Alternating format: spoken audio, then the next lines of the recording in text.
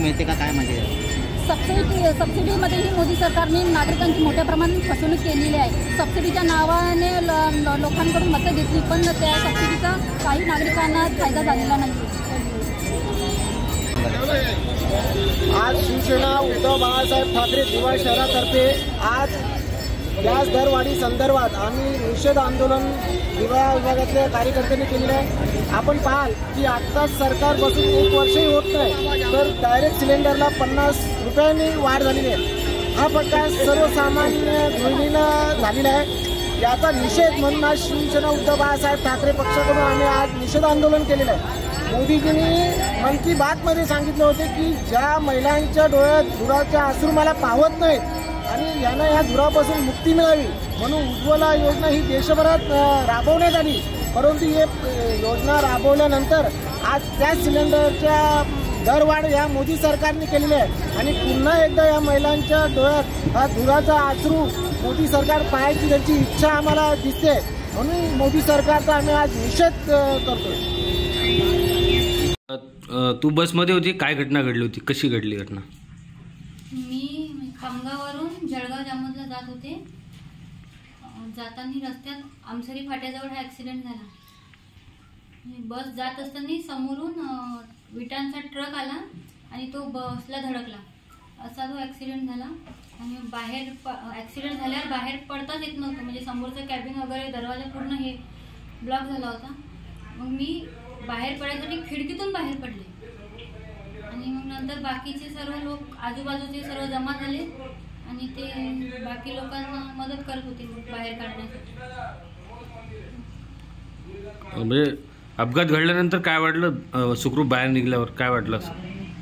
थोडं घाबरले होते पहिले, नंतर अपघात झाल्यावरही काही एवढी दुखापत झाली नाही, म्हणजे लागलं थोडंफार पण खूप जास्त नाही लागलं।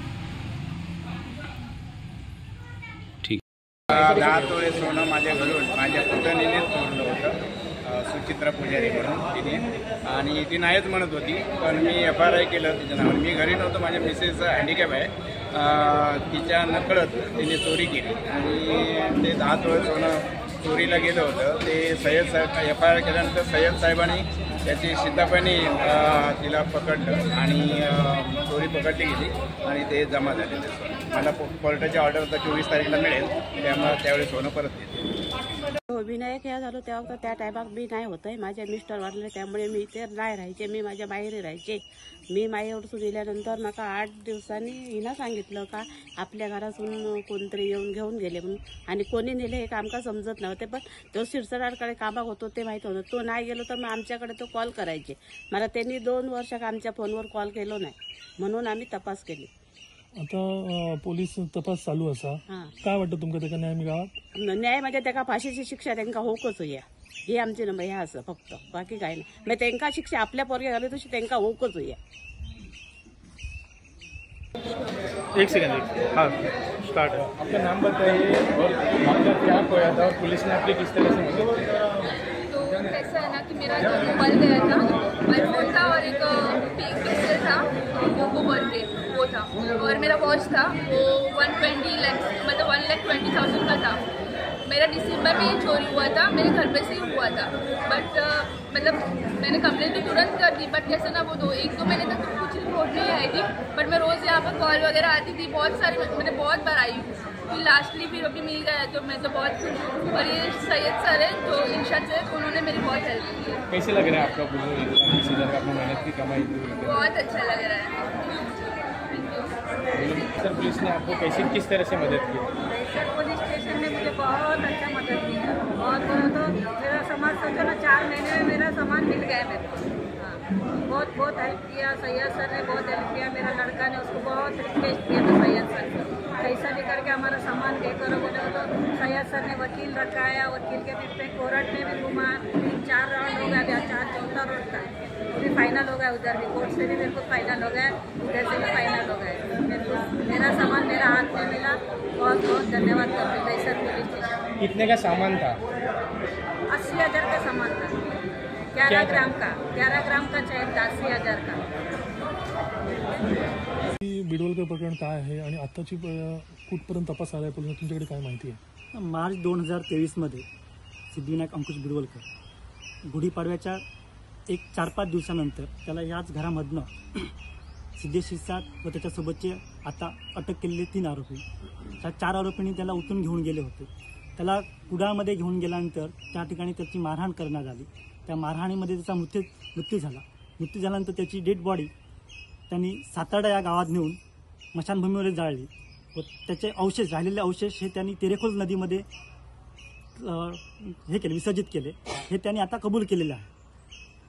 सिद्धिविनायक बिडवलकर जो होता त्याचे वडील लहानपणीच वाढलेले आहेत.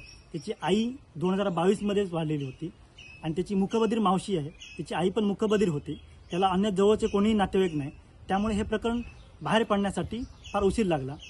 पण ह्याच्यामधला जो मुख्य आरोपी आहे सिद्धेश शिरसाट, याच्याकडे सिद्धिविनायक बिडवलकर हा मागच्या 6 ते 7 वर्षापासून कामाला होता.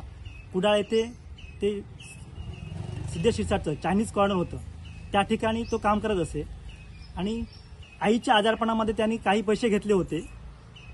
ते पैसे परत करण्याचा त्यांनी तगारा लावला होता. ते पैसे तो परत करू न शकल्यामुळे त्याला येऊन या ठिकाणी उचलून घेऊन गेले. उचलून घेऊन गेल्यानंतर त्याचा मग पुढील प्रमाणे त्याला मारहाण करण्यात आली, त्याचा मृत्यू झाला, त्याच्यानंतर बॉडी त्याची डिस्पोज करण्यात आली. अशा प्रकारे ही घटना घडलेली आहे. पोलीस तपास कुठपर्यंत आता आला? पोलीस तपासामध्ये पोलिसांनी 4 आरोपींना अटक केली आहे. सिद्धेश शिरसाट हा प्रमुख आरोपी आहे, त्याच्यानंतर गणेश नार्वेकर म्हणून आरोपी आहे, अमोल शिरसाट म्हणून आरोपी आहे, त्याच्यामध्ये सर्वेश केरकर नावाचा एक आरोपी आहे. अशा 4 आरोपींना अटक केली आहे. त्याच्यापैकी काही आरोपी न्यायालयीन कोठडीत आहेत, काही आरोपी पोलीस कोठडीमध्ये आहेत आणि पोलीस त्याचा पुढचा तपास करत आहेत. सर, काय खडवली आश्रम प्रकरणात काय झालं? आज खडवलीच्या आश्रम प्रकरणामध्ये 5 आरोपींना कोर्टामध्ये दुसऱ्यांदा प्रोड्यूस केलं होतं. कोर्टाने दोन्ही बाजूचा युक्तिवाद ऐकून आज 5 आरोपीने MCRमध्ये घेण्यात आलेले आहे. याआधी पोलीस कस्टडी होती? याआधी 3 दिवसाची पोलीस कस्टडी दिली होती. जिल्ह्यातील अतिवृष्टी अनुदानामध्ये 50 कोटी रुपयाचा घोटाळा झाल्याची आज बातमी एका दैनिकामध्ये प्रकाशित झाली. हा 50 कोटीचा नव्हे तर 100 कोटी रुपयाचा घोटाळा आहे हे आम्ही ठामपणे सांगू शकतो. कारण की आम्ही जिल्हाधिकारी, तहसीलदार यांच्याकडे याबाबत वारंवार तक्रारी केल्या, मात्र या तक्रारीची कोणतीही दखल जिल्हाधिकारी आणि तहसीलदार यांनी घेतलेली नाही. अनेक शेतकऱ्यांनी तक्रारी केल्यात की गावात जो व्यक्ती नसताना त्याच्या नावावर अनुदान दिलं, शेती नसतानाही त्यांना अनुदान दिलं. गावातीलच नव्हे तर तालुक्यातील आणि जिल्ह्याबाहेरील शेतकऱ्यांना सुद्धा अनुदान देण्याचा प्रताप या तलाठी आणि महसूल यंत्रणेने केला. याबाबत आम्ही वारंवार तक्रारी केल्या. त्या अनुषंगाने जिल्हाधिकाऱ्यांनी चौकशीचा फार्स म्हणून 28 जानेवारी रोजी एक पत्र काढलं आणि तहसीलदारांना या सर्व प्रकाराची चौकशी करण्याचे आदेश दिले. मात्र ते चौकशी गुलदस्त्यातच राहिली आणि या तलाट्यांना भ्रष्टाचार करण्यासाठी कुरण मोकळं राहिलं. त्या अनुषंगाने परत 17 जानेवारी रोजी उपजिल्हाधिकारी यांनी सर्व तहसीलदारांना पत्र काढलं की आपल्या भागातील, आपल्या तालुक्यातील सर्व 8नुसार सर्व शेतकऱ्यांना अनुदान प्राप्त होतं आहे की नाही याची खातरजमा करा, त्याच्या तलाट्याच्या DSS चेक करा आणि त्यानुसार अनुदान वाटप करा. मात्र त्यालाही या तलाठी महोदयांनी वाटाण्याच्या अक्षिद्या देऊन भ्रष्टाचाराचं कुरण परत सुरूच ठेवलं. त्यामुळं ह्या झालेला भ्रष्टाचार हा 50 कोटीचा नव्हे तर 100 कोटीचा आहे आणि जिल्हाधिकारी आणि उपजिल्हाधिकारी यांनी पत्र काढून ही चौकशी करूनही जर या मुजोर तलाठी आणि मंडळ अधिकारी यांची जर हिंमत वाढत असेल तर नक्कीच वरपर्यंत या सर्वांचेच हात ओले झालेले असतील, यात शंका नाही. आम्हाला तर या प्रकरणात असं वाटतंय की लुटेंगे तो मिल बाटके खाएंगे ही नवी संस्कृती या जिल्ह्यात उदयास आलेली आहे. या सर्व प्रकाराची आता आम्ही माननीय महसूल मंत्री यांच्याकडे तक्रार करणार आहोत आणि झालेल्या प्रकाराची सर्व चौकशी करून दोषी तलाठी मंडळ अधिकारी यांच्यावर गुन्हे दाखल करून त्यांच्याकडून सर्व लूट झालेलं अनुदान हे वसूल करण्यात यावं हीच मागणी आमची शासनाकडे राहील.